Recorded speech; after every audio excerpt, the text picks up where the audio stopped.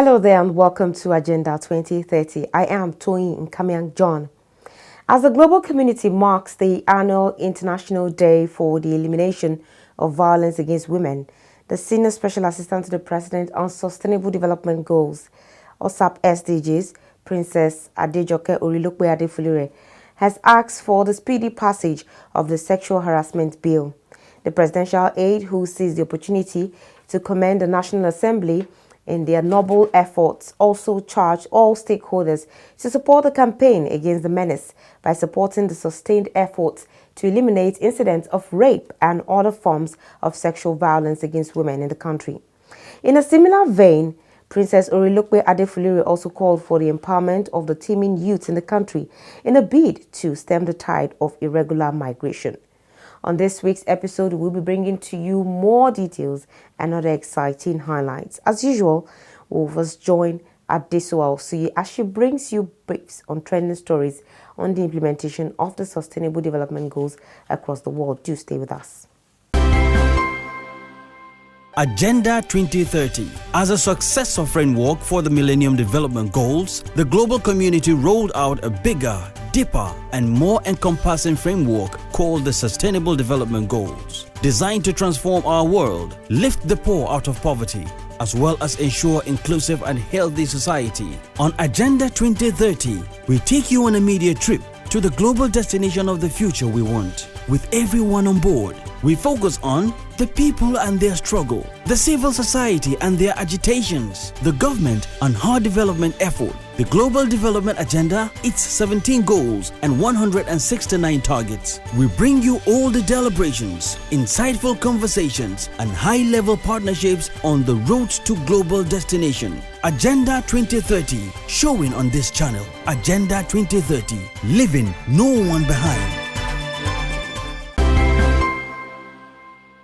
In tune with the ongoing trend of adoption of innovative technologies by companies to serve consumers better, a startup company in Nigeria, PayUp, has come up with an initiative to digitalize the Nigerian marketing system through its 3G mobile POS.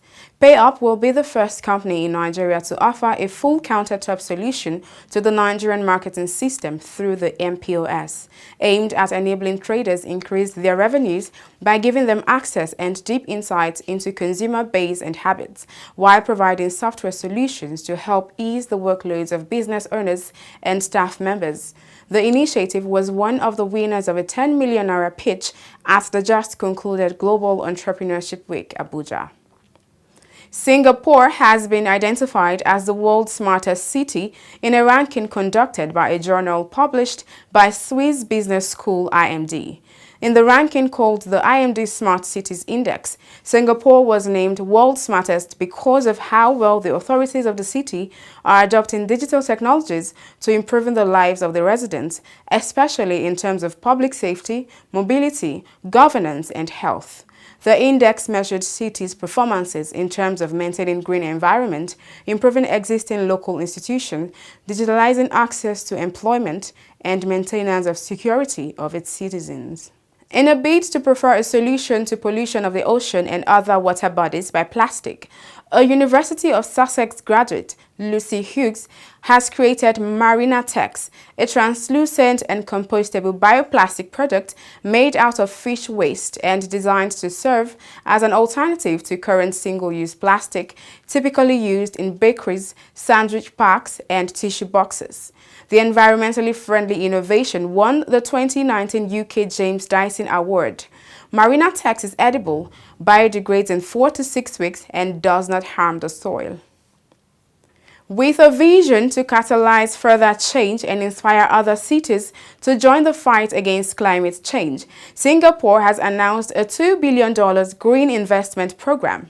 The program will involve massive investments in environmentally sustainable projects that will help tackle the problems of climate change. The government of Singapore vows to support its financial center in promoting such projects. Singapore is the only country in Asia to have introduced a broad-based carbon tax on emissions. To strengthen capacity of the legislative arm of government to make laws and policy capable of enhancing sustainable development, Hallow Mace, a communication company with interest in legislative affairs, in collaboration with the National Orientation Agency, brought lawmakers together at a conference in Abuja last week, with the theme Strengthening the Legislature for Effective Oversight Function.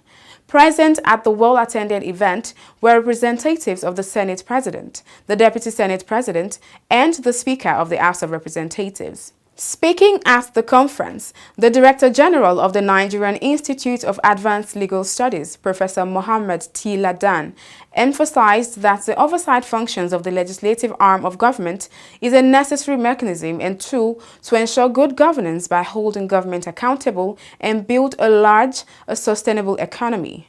Also speaking, the CEO of Hallow Mace, Sonny Anderson Osiebe, emphasized the need to properly fund the National Assembly to carry out its oversight function because of its importance to good governance as enshrined in Goal 16 of the SDGs. Oversight is one key, and I did say, in my view, is more important even than lawmaking. Because when you make the laws and the laws are not being implemented, somebody needs to actually monitor and evaluate, the implementation of those laws. And when you appropriate money for programs in education, in road construction, in social welfare intervention, in poverty alleviation, the appropriator of that money is the legislature, the National Assembly at the federal level, or the State Assembly at the state level, or Legislative Council at the local government council at the local government level. The question is, who is going to audit the performance of the executive arm of government that have received approval to expend money on those programs and projects? Who? It is the same legislature that appropriated, that has the responsibility and power under the Constitution. For instance, sections 80 to 89 empowers the lawmakers that you appropriate money before the executive can spend a single kobo. And when you appropriate the money for roads construction or roads rehabilitation, for poverty alleviation, for universal compulsory primary education, in Nigeria, you must also find time to go back and visit the programs and projects in order to do a performance audit to find out the money you appropriated by law in the assembly, were they actually expended on those programs and projects. Remember, you can always watch this program and other episodes by subscribing to our YouTube channels on youtube.com/Fresh News TV and youtube.com/Agenda 2030 TV. You can also watch the program live on Facebook. Just log on to www.facebook.com/Fresh News NG and www.facebook.com/Agenda 2030 TV. Follow us on all our social media platforms at Agenda 2030 TV on Facebook, Twitter, and Instagram. Remember to drop a comment and share with your contacts. Do use the hashtag Agenda 2030 and hashtag Agenda 2030 TV. Last week, Nigeria joined the rest of the world to celebrate entrepreneurs while creating enabling platforms for their businesses to thrive. It was in the light of this that the SME Springboard held its 4th annual trade fair in Abuja. Nigeria joined the rest of the world to celebrate entrepreneurs while creating enabling platforms for their businesses to thrive. It is in light of this that the SME Springboard held its 4th annual trade fair in Abuja. The SME Springboard Trade Fair, a platform for medium and small-scale enterprises to showcase their wares as well as build a safe and valuable marketplace for MSMEs in the city. The event had in attendance vendors ranging from perishable goods, fashion items, skincare products, service providers, and food vendors. In a chat with the convener of the event, Helen Asimegbe, on the need to bring entrepreneurs together in a trade fair, she said the platform was born out of the need to give growing businesses the opportunity to thrive while building value-adding networks for MSMEs in the city. On the benefits of exhibiting their wares at the trade fair, the vendors emphasized their enthusiasm while stressing that the platform comes with a lot of benefits as it not only helps to open them up to new ways to market their product, but also help to raise awareness for their brands, as well as forge business relationships. The SME Springboard has over the years recorded remarkable successes and has attracted partnership from notable brands in the country. The need by governments of African countries to raise their level of creativity, ambition and pace for economic transformation and socio-political development as a means to addressing irregular migration has been strongly emphasized. The position was overwhelmingly held at an event by the UNDP organized in Abuja to launch its report on irregular migration titled Scaling Fences, Voices of Irregular Migrants. Here's the report. The report, with significant relevance to Nigeria, is about the largest study undertaken with thousands of migrants from 39 countries to 13 European countries, shining a spotlight on the motivations that drove their journeys and their experiences in Europe. The Scaling Fences report, as it implies, specifically focuses on contemporary irregular migrants arriving in Europe for development reasons or whose own primary motivation, in their own words, is not humanitarian or protection related. It is in this light the UNDP deems it right from a development perspective to understand the motivating factors of such people. Speaking at the high-level report launch, UN Deputy Secretary General Amina Mohammed, who maintained that the new report, Scaling Fences, challenges governments and policy makers in Africa and Europe to really see and hear the group of people who are often more spoken to than listened to. Also stressed on the importance of the report, saying it would help African governments as a matter of urgency to address some of the root causes of irregular migration. She said that the research sheds more light on each of the issues and had implication for all countries affected by irregular migration, countries of origin, countries of destinations, and countries of transit, adding that it is also an important contribution to the operationalization of the 2018 Global Compact for Safe, Orderly, and Regular Migration, the first global blueprint to cover all dimensions of international migration. We need to see ministers working 5 days a week. You can have the weekend off. 5 days a week in the states and the local governments. Because that's really where the young people are, but it's also where the weakest tiers of government are. And if they remain weak, the foundation of the country will continue to remain weak. And the way that, the model of democracy is that we have to change every 4 years. And we have the highest turnover in the National Assembly. So continuity in policy making in our institutions is very, very weak. So somewhere along the line, we have to just sort of say that with the bureaucracy that we have, that every time a minister comes and we're putting a plan in front of them, don't put another new plan for youth. The same youth need to be invested in come, hell or high water. The second is in the private sector. We need to find the incentives to ensure that there are career pathways for young people, so that they have a sense of they can aspire without a ceiling, as someone said. The sky is the limit. And also to see that you encourage them to fill spaces where a market of almost 200 million people should be something that we should be investing in entrepreneurship. From the report, which showed that Nigeria was losing youth to migration, the UN envoy to continue to invest in youth so they can find reason to stay back at home instead of scaling fences for better opportunities that are not even guaranteed. Mohammed, however, pledged the commitment of the United Nations to the implementation of the Global Compact for Migration and Global Compact for Refugees through timely and coordinated system right support. Presenting the report, UNDP's resident coordinator, Mohammed Yahya, said that the problem was not migration in context, but the challenges of dealing with it. Yahaya said that the rising inequalities between nations and between people, climate change, globalization itself, and changing nature in work would continue to drive mobility. However, the sad part is this. Even with that 77% felt, hope and the future looked much brighter in Europe than coming back home. This is a real indictment of how young people see this continent. That they would rather sleep roughly, they would rather take the risk of going to unknown land than staying at home. Our challenge is to make the SDGs reality and to expand and accelerate. And I think this is the biggest challenge to support the government here. The Senior Special Assistant to the President on SDGs, Princess Adejoke Orelokpe Adefulire, offered solution to the global concern.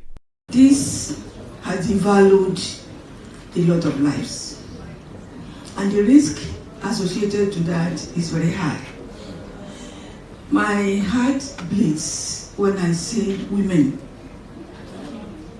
going through this and manipulated to go through this, and when they get to where they are going, they were dehumanized through many things, and they have to call back home seeking for help. And men that are going there also need to know that if you don't go there with right instrument of getting to Europe or other part of the country, you don't get to work, you don't get to get any job. Some will sell their properties, some will borrow money only to get to Europe, and getting there they don't get job to do, and they wasted their lives there. So I think that what we need to do first is to create awareness, the importance of being here, and if you must go there newly, not to scale fences. You must go and have the skill that is needed over there, and that's the only way you can get value for the trip and to get whatever you want it there. Get a better life, you must have the skill and what it takes to get there, not to become a liability to yourself and to the government in Europe. Again, the minister must come up with a framework for youth development in Nigeria. Part of what he has said is digital innovation and digital projects for Nigerian youth. And I think that must be done in collaboration with the sub-national government. Because over here at the federal level, we don't have anybody. The youth are at the sub-national level, at the state and local government. So we have to work with them and come up with a national framework that will integrate and will be adopted by the sub-national government to work together and create awareness at sub-national level, where we educate our youth the need for them, what you need to know if you must go to any part of the world. Nigeria's Minister of Sports and Youth Development, Sunday Dari, outlined government strategic steps for youth development. There was a need to equip our youth with digital skills. There are over 250 digital tools that they can be trained on to work. So we took that at the ministry. We also had a number of anecdotal findings. We tried to look at the best place to engage the youth. It was just a simple question, online or offline. And we found out that 75% of our youth preferred to be engaged online. We also followed up with another question. How many hours do you spend online? Averagely 6.7 hours online. So that helped us to first come up with the DY.engine, which is trying to make sure that we create digital hubs across the country, working with junior achievement. These digital hubs will be about 24 of them. We have 300 youth in each of the digital hubs. They will go through a 2-month training about 10 different areas of digital skills. They will get certification, and then they will get support to self-start and startups. Other participants also lent their voices. When we look at solutions, we need to look at an integrated approach. So we need to create awareness of the risks. Of course, we need to strengthen the institutions, as the DSG has said, but we need also to work on the trafficking channels that are there, and maybe that is one of the explanations why there is a greater exodus from some areas with similar demographic characteristics than from others. Because let's be honest, even within Nigeria, there are other places with similar level of development, economy, etc., but where you don't see the same degree of people desiring to migrate to other parts. And then, of course, as part of an integrated approach, taking care of those that desire to come home again. And that is where we, together with IOM, are doing such significant work. I mean, 15,600 Nigerians in a couple of years' time is really quite significant. Now, another dimension that has not been addressed much here today is the fact that the vast majority of migration in Nigeria takes place within the country and through the region as such. And fundamentally, even if the numbers, especially in 2017, where there were about 17,000 Nigerians crossing to Europe, the numbers of people going to Europe is currently significantly lower. So Nigeria is a country of origin, it is a country of transit, and it's a country of destination, all combined. Most of those who migrate are actually educated, and some of them actually had jobs, but they wanted what you call the better life. And I also recollect some of my experiences with SDGs. When we got back returnees from Libya, we asked them, let's do something for you. It's like, can you give me 10 million naira? What do you want to do for me? One said, well, I sold 3 trucks to go to Libya. So what do you want to do for me? And then those who agreed to get something done, like the girl who we got to Benin, today she's one of the best cake makers in Nigeria. With 100,000 naira, we sent her to a bakery school. I personally paid for that, sent her to a bakery. Today she's one of the best. In fact, she's in Dubai right now, going on a baking thing. So we can all invest in our youth, as you have said, but most importantly, as you said in your thing, what next? How can we make regular migration? How can we make irregular migration regular? And I don't think it's that difficult. And I think I've had this conversation with the EU and all that. We can make irregular migration regular. They need these jobs.